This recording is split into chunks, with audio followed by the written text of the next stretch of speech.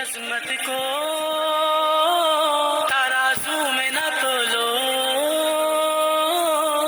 دیوبند کی عظمت کو ترازو میں نہ تولو، دیوبند تو ہر دور میں انمول رہا ہے، لے رہا ہے۔ آقا کے وفادار ہے علماء دیوبند، اسلام کے غمخوار ہے علماء دیوبند، آقا کے وفادار ہے علماء دیوبند، اسلام کے غمخوار ہے علماء دیوبند۔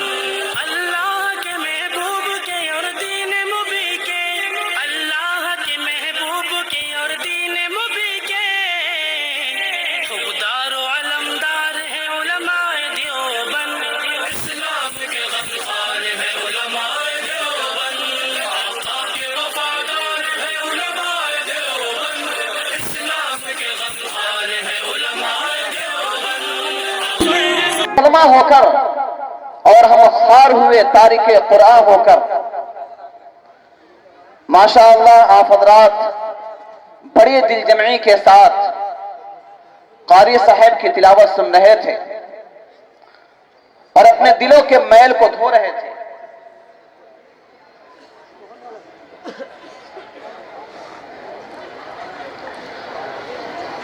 جن کی تلاوت سن کر بعض حضرات کے آنکھوں سے آنسو بھی جاری ہو گئے، جناب حاجی محسن صاحب اور جناب مولانا مفتی روشن عالم صاحب نے انعامات سے نوازا بھی۔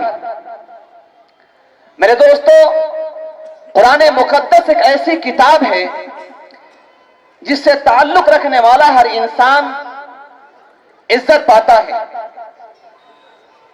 سیدنا عمر فاروق رضی اللہ تعالیٰ عنہ نے فرمایا، ان اللہ یرفع بہذا الکتاب اقواما، اللہ تبارک و تعالی اس کتاب مقدس کے ذریعے بعض اقوام کو عزت و رفعت بخشتا ہے۔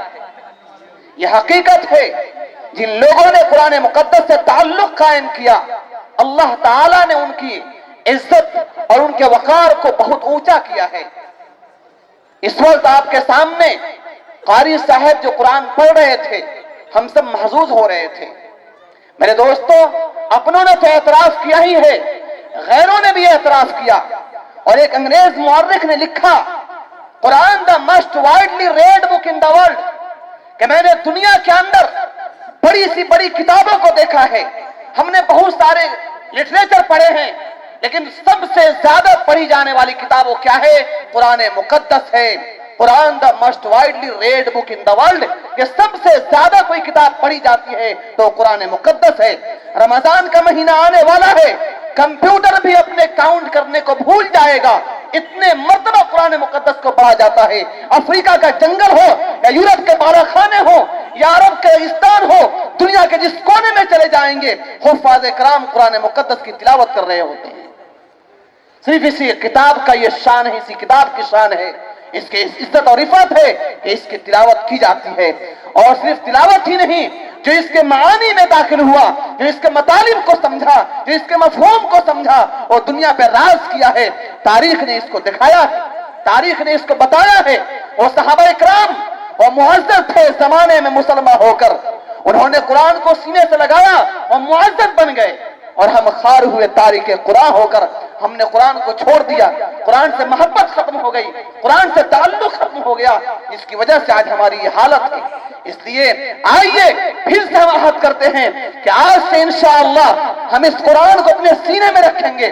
تاکوں میں سجانے کو یہ قرآن نہیں ہے، تعویذ اور گنڈوں کے لیے یہ قرآن نہیں ہے، یہ قرآن آئیڈیل بک ہے، یہ قرآن گائیڈ بک ہے جو آپ کو رہنمائی دیتا ہے، یہ ایسی کتاب ہے جو آپ کو ہدایت دیتا ہے، یہ ایسی کتاب ہے جس کے ذریعے سے آپ دنیا اور آخرت دونوں سنوار سکتے ہیں۔ اس لیے اس کتاب کو پڑھیے، اس کتاب کو سمجھیے، اس کتاب کو سینے میں بٹھائیے، اور اپنے بچوں کو، اپنے جگر کے ٹکڑوں کو ان کو سمجھائیے کہ کتاب تم کو عزت بخش سکتی ہے۔ اس کو سینے سے لگاؤ۔ دیکھو جن لوگوں نے اس قرآن کو اپنے سینے میں بسایا ہے، اللہ تعالیٰ نے ان کو دنیا میں اتنا اونچا مقام دیا کہ وہ کبھی سوچ بھی نہیں سکتے تھے۔ میرے محترم بزرگوں اور دوستوں، قاری عبدالباسط صاحب رحمۃ اللہ علیہ جن کے نام سے پوری دنیا واقف ہے، ان کے پاس کیا تھا؟ صرف قرآن مقدس کی محبت تھی، قرآن مقدس کا عشق تھا ان کے سینے میں، جس کی وجہ سے اللہ تعالیٰ نے پوری دنیا کے اندر ان کو پہنچایا۔ اور ایک عجیب واقعہ لکھا ہے کہ ایک مرتبہ یورپ میں مصر کے گورنر کو دعوت دیا گیا، اوکے، اور اپنے ساتھ قاری عبدالباسط صاحب کو بھی لے کر گئے۔ سب انگریز بیٹھے ہیں، سب کوئی عربی سمجھتا بھی نہیں ہے۔ جانے کے بعد گورنر نے کہا کہ آپ حضرات کو میں کچھ سنانا چاہتا ہوں۔ قاری عبدالباسط صاحب رحمۃ اللہ علیہ نے تلاوت شروع کی۔ جب تلاوت ختم ہوتی ہے تو غازی ماجرا دیکھتے ہیں کہ وہ انگریز جو عربی سمجھتے بھی نہیں ہے، ان کے سینے میں اسلام بھی نہیں ہے، جو قرآن سے واقف بھی نہیں ہے، سب کے آنکھوں سے آنسو جاری ہے۔ اس ماجرا کو دیکھ کر سب حیران ہو گئے کہ آخر ہوا کیا، ہمارے آنکھوں سے آنسو کیوں جاری ہو گئے؟ یہ قرآن مقدس کا معجزہ ہے، اسے عشق کیجئے، اس کو سینے سے لگائیے، اور اتنا ہی نہیں بلکہ اس کے پڑھنے والوں کو سینے سے لگائیے، کیونکہ ان سے محبت آپ کو ایسا مقام عطا کرے گی کہ اللہ کے نزدیک آپ بہت عظیم مقام پر پہنچ جائیں گے۔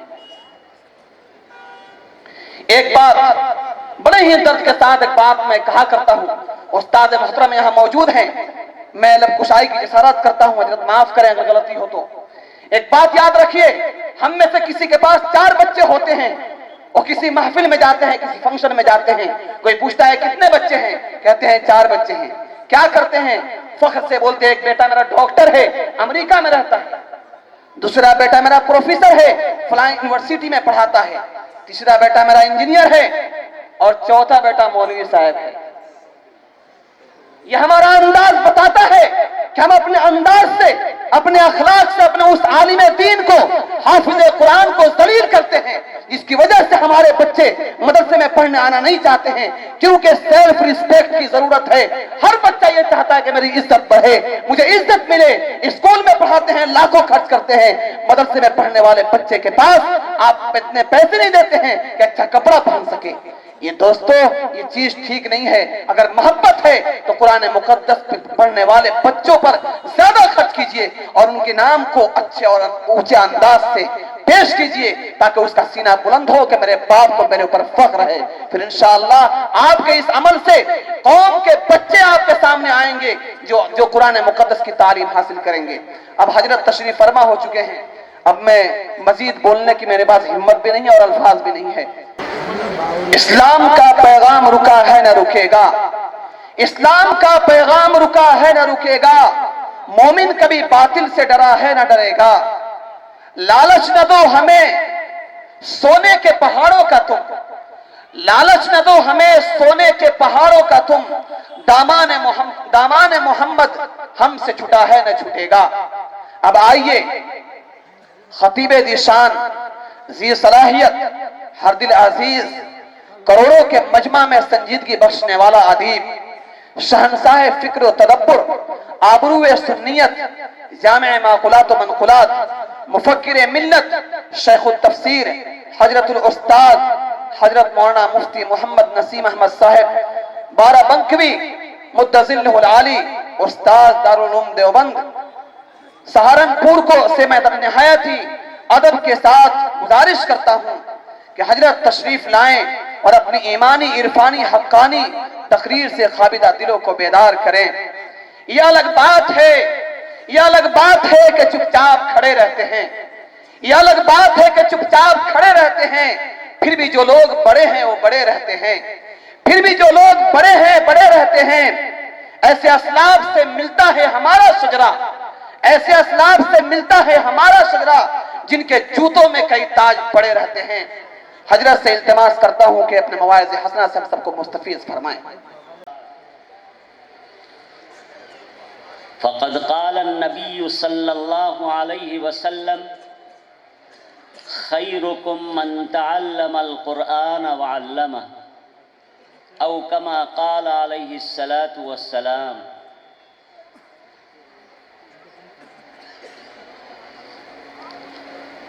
حضرات علماء کرام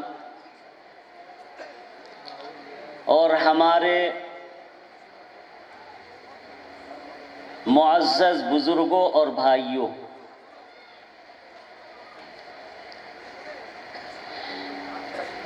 بہت دیر سے یہ جلسہ چل رہا ہے، آپ بہت قیمتی بیانات سن رہے ہیں،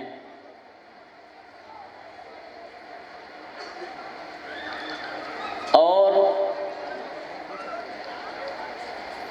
طلباء نے بھی اپنا پروگرام پیش کیا ہے، آنے والے مہمانوں نے بھی اپنی باتوں سے آپ کو مستفید کیا ہے،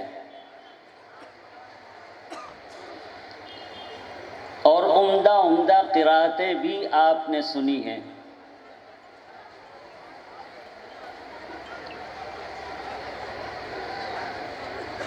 اس وقت میرے سامنے جو ایک بڑا مجمع ہے، اس کو دیکھ کر کے یہ محسوس ہوتا ہے کہ آپ حضرات کے دل میں قرآن کریم کی محبت ہے، اور اسی مبارک نسبت سے آپ لوگ جمع ہوئے۔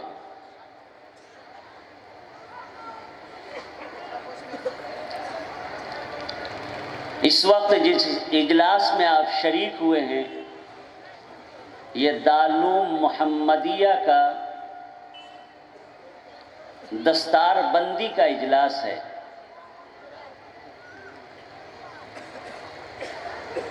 جو بہت دیر سے بہت عمدہ طریقے پر چل رہا ہے۔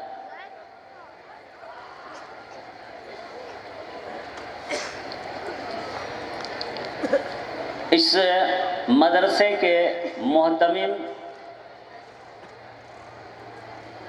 مفتی ممتاز صاحب دامت برکاتہم ہیں،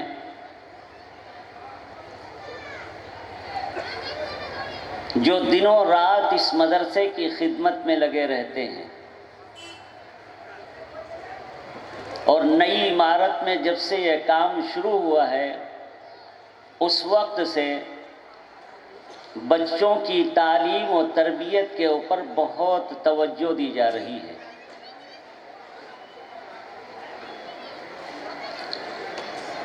اس مدرسے کے اندر جو اساتذہ خدمت انجام دے رہے ہیں، وہ بھی دن و رات اس خدمت کے اندر لگے رہتے ہیں۔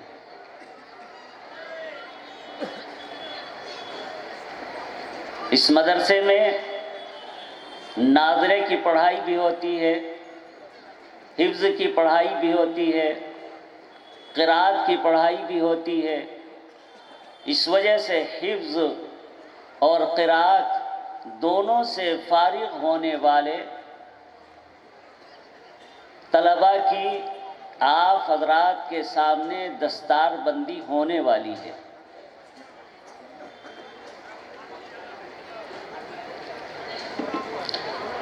آپ سب حضرات جانتے ہیں کہ اسلامی مدارس دین کے قلعے ہیں،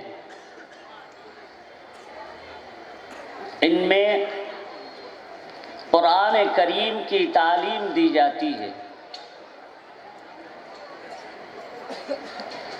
اور قرآن کریم اللہ تعالیٰ کا انتہائی مبارک کلام ہے، جو اللہ تعالیٰ نے اپنے بندوں کی ہدایت اور رہنمائی کے لیے نازل فرمایا ہے، اور اس کی حفاظت کی ذمہ داری اللہ تعالیٰ نے اپنے ذمے خود ہی لی ہے،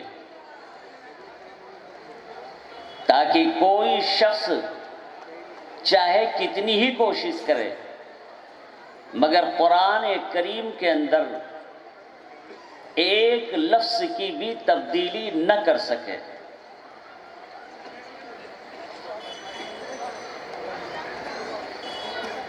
اور اس قرآن کریم سے قیامت تک آنے والے انسان برابر ہدایت حاصل کرتے رہیں، برابر ہدایت حاصل کرتے رہیں۔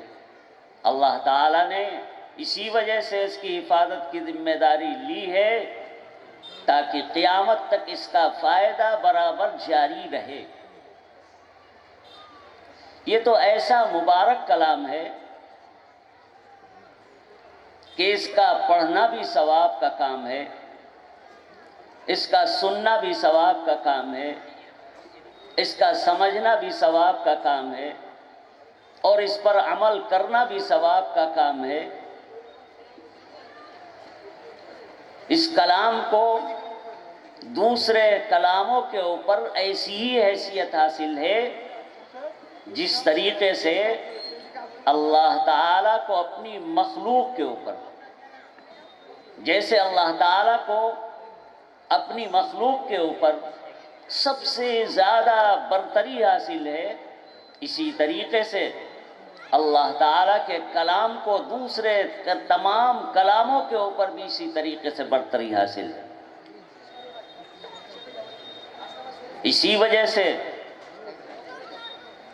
رسول اکرم صلی اللہ علیہ وسلم نے ارشاد فرمایا ہے، خیرکم من تعلم القرآن وعلمہ، تم میں سب سے بہتر وہ ہے جو قرآن کریم کو سیکھے اور سکھائے۔ یہ بہتر ہونے کی سند اللہ تعالی کے رسول حضرت محمد مصطفیٰ صلی اللہ علیہ وسلم عنایت فرما رہے ہیں۔ بہتر ہونے کی سند رحمت للعالمین صلی اللہ علیہ وسلم دے رہے ہیں، کوئی دوسرا انسان نہیں کہہ رہا ہے۔ رسول اکرم صلی اللہ علیہ وسلم ارشاد فرما رہے ہیں، خیرکم من تعلم القرآن وعلمہ۔ اب ظاہر ہے اس مدرسے کے اندر جو پڑھانے والے ہیں وہ بھی بڑے خوش نصیب ہیں، اور جو پڑھنے والے ہیں وہ بھی بڑے خوش نصیب ہیں۔ دونوں کے متعلق رسول اللہ صلی اللہ علیہ وسلم کا یہ ارشاد مبارک آپ کے سامنے پیش کر دیا گیا ہے، اور اسی کے ساتھ جو لوگ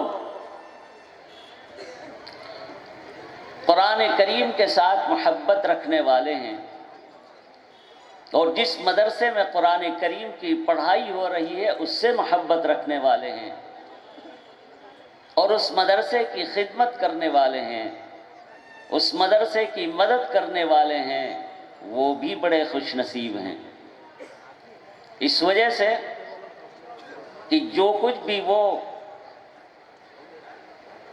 قرآن کریم کی پڑھائی میں پڑھانے والوں پر اور پڑھنے والوں پر خرچ کر رہے ہیں، یہ بھی اللہ تعالیٰ کی توفیق سے ہو رہا ہے۔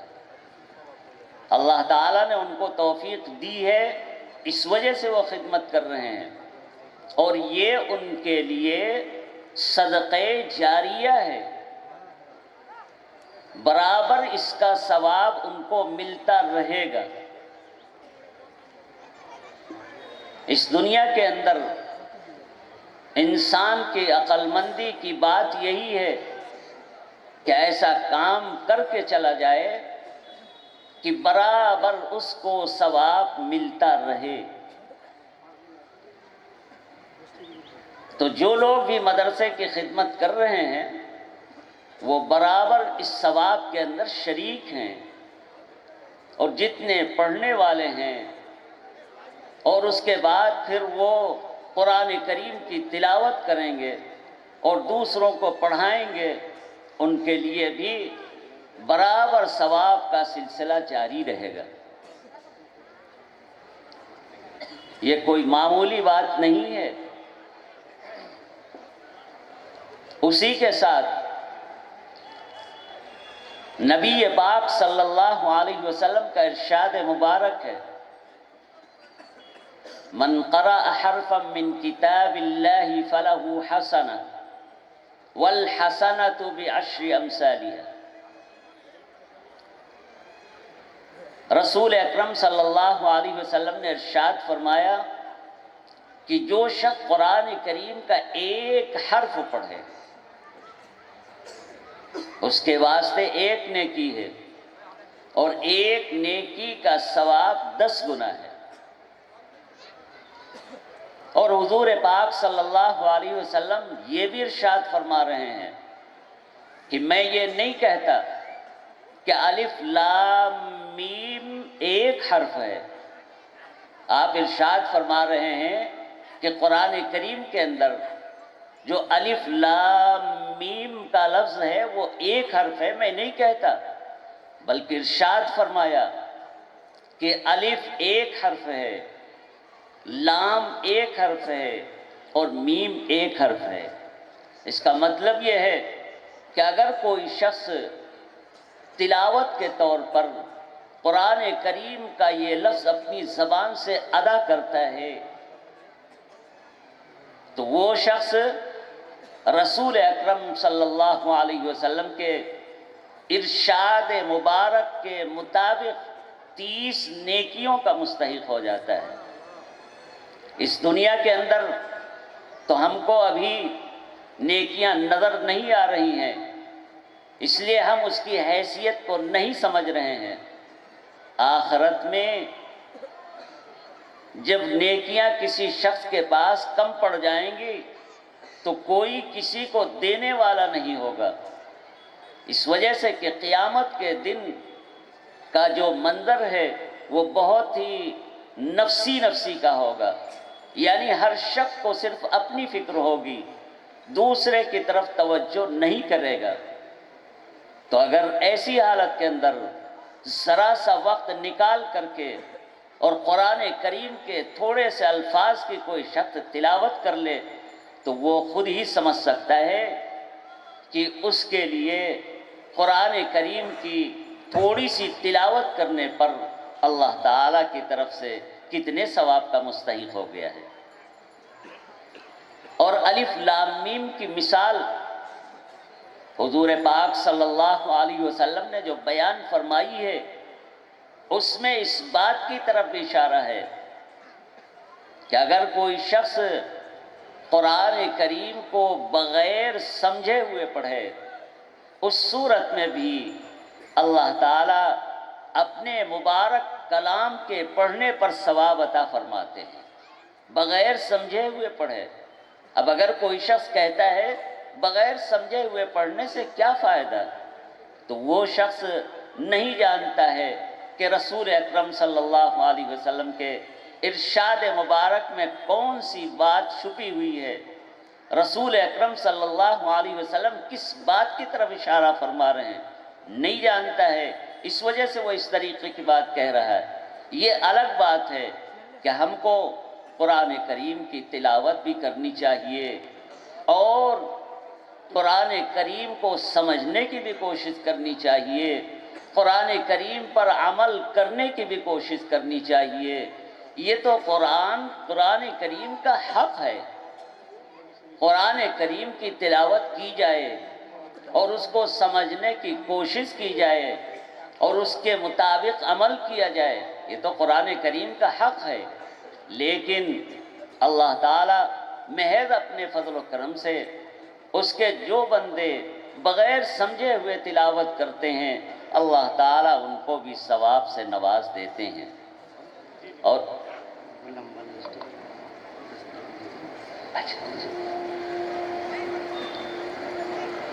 اور اسی کے ساتھ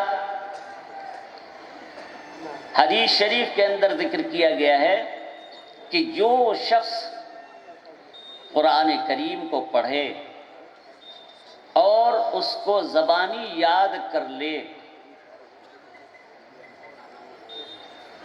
اور اسی کے ساتھ قرآن کریم کے حلال کو حلال سمجھے اور اس کے حرام کو حرام سمجھے، یعنی قرآن کریم کے اندر جن چیزوں کے حلال ہونے کا ذکر کیا گیا ان کو حلال سمجھے اور اس کے مطابق عمل کرے، اور جن چیزوں کو حرام کہا گیا ہے ان کو حرام سمجھے اور ان سے مکمل طریقے پر پرہیز کرے، ان سے دور رہے تاکہ اللہ تعالیٰ کی رضا اور خوشنودی کا وہ مستحق ہو جائے۔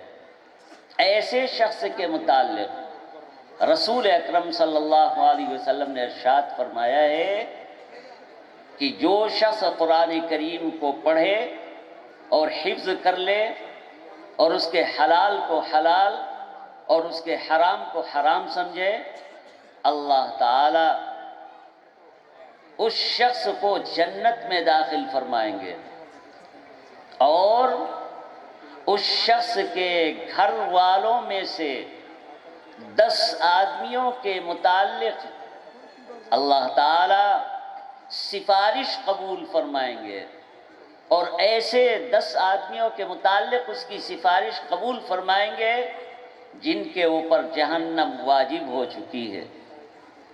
تو جس نے قرآن کریم کو عمدہ طریقے پر حفظ کر لیا اور قرآن کریم کے مطابق عمل بھی کرنے لگا، ایسا شخص بڑا خوش نصیب ہے، اور اس کے جو گھر والے ہیں وہ بھی بڑے خوش نصیب ہیں کہ اللہ تعالیٰ کی طرف سے یہ اس کو خصوصی تحفہ دے دیا گیا کہ وہ سفارش کرے گا تو اللہ تعالیٰ اس کی سفارش قبول فرما لیں گے۔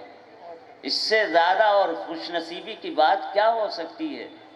یہ تو صرف قرآن کریم کا ہی سمجھیے کہ اللہ تعالیٰ کی طرف سے بہت بڑا انعام ہے، بہت بڑا انعام ہے جو اللہ تعالیٰ نے اپنے بندوں کو عطا فرمایا ہے۔ اس لیے ہمارا فرض ہے کہ ہم قرآن کریم کو اپنے سینے سے لگائیں، اس کو سمجھنے کی کوشش کریں، اس کی تلاوت بھی کرتے رہیں، تاکہ آخرت میں قرآن کریم کے ذریعے سے ثواب کا بہت ذخیرہ جمع ہو جائے اور پھر آخرت میں ہمارے کام آ سکے۔ اب وقت زیادہ ہو گیا ہے اور ابھی دستار بندی بھی باقی ہے، اس وجہ سے میں اپنی بات کو مختصر کرتا ہوں۔ اللہ تعالی ہم سب کو صحیح طریقے سے قرآن کریم کی محبت عطا فرما دیں، اور قرآن کریم کے مطابق ہم سب کو عمل کرنے کی توفیق عطا فرما دیں، اور ہم کو اس بات کی توفیق عطا فرمائیں آمین کہ ہم اپنے بچوں کو قرآن کریم کی تعلیم دلوائیں۔ آمین انگریزی پڑھنا کچھ منع نہیں ہے، انگریزی پڑھنے کی اجازت ہے، مگر دین کی تعلیم سب سے پہلے ضروری ہے۔ قرآن کریم اپنے بچوں کو پڑھا دیں، دین کی باتیں ان کو سمجھا دیں، تاکہ ایمان کے اعتبار سے وہ مضبوط ہو جائیں، پھر اس کے بعد جتنا جی چاہے انگریزی زبان پڑھائیں تو وہ بالکل صحیح راستے پر رہے گا۔ اور جو لوگ دینی تعلیم نہیں دلاتے ہیں اور شروع سے انگریزی تعلیم میں لگا دیتے ہیں تو پھر وہ دین کو کچھ سمجھتے ہی نہیں ہیں، ان کو کچھ پتہ ہی نہیں ہوتا ہے، اللہ اور رسول کو نہیں جان پاتے، اپنی زندگی کا مقصد نہیں جان پاتے کہ ہم اس دنیا کے اندر کس وجہ سے آئے ہیں، ہم کس وجہ سے آئے۔ جو آدمی اپنی زندگی کا مقصد نہ سمجھ سکے تو وہ ظاہر ہے کہ اس دنیا کے اندر صحیح طریقے پر زندگی گزار نہیں سکتا ہے۔ وہی شخص صحیح طریقے پر زندگی گزار سکتا ہے جو سمجھتا ہو کہ اللہ تعالیٰ نے اس دنیا کے اندر ہم کو کس کام کے لیے بھیجا ہے اور ہمیں کس طریقے پر زندگی گزارنی چاہیے۔ یہ بہت ضروری چیز ہے۔ دینی تعلیم کے ساتھ ساتھ انگریزی تعلیم ہو بہت اچھا ہے، لیکن صرف انگریزی تعلیم ہو تو اس میں نقصان ہے۔ بہت سے لوگ ایسی شکایت کرتے ہیں کہ ہمارا بچہ تو ہمارا کہنا مانتا ہی نہیں ہے، ہم تو کتنا اس کو سمجھاتے ہیں مگر ہماری بات ہی نہیں مانتا ہے۔ ارے بھائی، جب آپ نے اس کو دینی تعلیم نہیں دلائی، وہ دینی احکام سے واقف نہیں ہے، تو بھلا وہ ماں باپ کے حقوق کو کیسے پہچان سکتا ہے؟ جب وہ ماں باپ کے حقوق کو پہچانتا نہیں، اس وجہ سے وہ بات نہیں مان رہا ہے، تو اس میں کوتاہی ہماری طرف سے ہو رہی ہے۔ ہمارا فرض ہے کہ ہم ان ساری چیزوں کی رعایت کرتے ہوئے بچے کو تعلیم دلائیں، دینی تعلیم بھی دلائیں، انگریزی تعلیم بھی دلائیں، جو تعلیم دینی ہے دلا دیں۔ اللہ تعالیٰ ہم سب کو دین کی سمجھ عطا فرمائیں۔ وآخر دعوانا ان الحمدللہ رب العالمین۔ মাশাআল্লাহ, শুকরিয়া, জাযাকুমুল্লাহ খাইরান জাযা। আচ্ছা, আপনারা অনেক মেলায় গেছেন, বুক ফেয়ারে গেছেন, বিভিন্ন মেলায়, গার্মেন্টস ফেয়ারে গেছেন, আপনারা বিভিন্ন মেলায় গেছেন। আজকে আপনাদের এই মজমা দেখে কি মনে হচ্ছে? হাফেজে কোরআনদের চাঁদের মেলা বসেছে তাই মনে হচ্ছে কি না? আমার সাথে যারা সহমত একটু হাত তুলুন তো। হাফেজে কোরআনদের চাঁদের মেলা বসেছে কিনা? কোরআনের মেলা বসেছে কিনা? আপনারা হাফেজে কোরআনদের ভালোবাসায়, মুহাব্বতে এই উপস্থিতি দিয়েছেন। আল্লাহ তাআলা যেন আমাদের সকলকে কিয়ামতের দিবসে এই হাফেজে কোরআনদের কাতারে সম্মিলিতভাবে দাঁড় করাই, বলি আল্লাহু আমিন। এখন পাগড়ি প্রদানের পর্ব শুরু হবে। সময় খুবই সংকীর্ণ। এখনই আপনাদের প্রাণপ্রিয় বক্তা মাওলানা জয়নুল আবিদিন সাহেব এসে যাবেন। আমি আমাদের শিক্ষকদের বলবো ওনাকে নিয়ে আসার জন্য স্টেজে। তো তার আগে আমাদের 56 জন ছাত্রর পাগড়ি প্রদানের কথা ছিল, কিন্তু ঘটনাক্রমে দুটো ছোট্ট ছোট্ট বাচ্চা তারাও এক্সট্রা শুনিয়ে দিয়েছে, বলি সুবহানাল্লাহ। তো 56 জনের জায়গায় দুটো বাড়লে কটা হচ্ছে? 58 জনের পাগড়ি ইনশাআল্লাহ আজকে হবে। দুটো বাচ্চা এক বৈঠকে শোনাতে পারেনি, আমরা বললাম পাগড়ি দেবো না, তারা এই রেসেতে তারা দুজনও শুনিয়ে দিয়েছে। আলহামদুলিল্লাহ, বাচ্চাদের মধ্যে এই স্পিড, এই আগ্রহ, এই প্রতিভা যাতে বৃদ্ধি পায়, আপনারা সর্বদা তাদের জন্য দোয়া করতে থাকবেন। বাচ্চাদেরকে আমরা কিছুই দিতে পারবো না, আসল তাজ তো কিয়ামতের দিনেতে আল্লাহ সুবহানাহু ওয়া তাআলা তা পড়াবেন। আজকে তারই একটা প্রতিচ্ছবি বলা যেতে পারে। আমরা তাদের মাথায় আজকে দাস্তারে ফজিলত এটা বাঁধা হবে। তার সাথে সাথে আমরা ক্ষুদ্রতম একটি হাদিয়া আজমল কোম্পানির আতরের একটি প্যাকেট দেওয়া হবে। আজমলের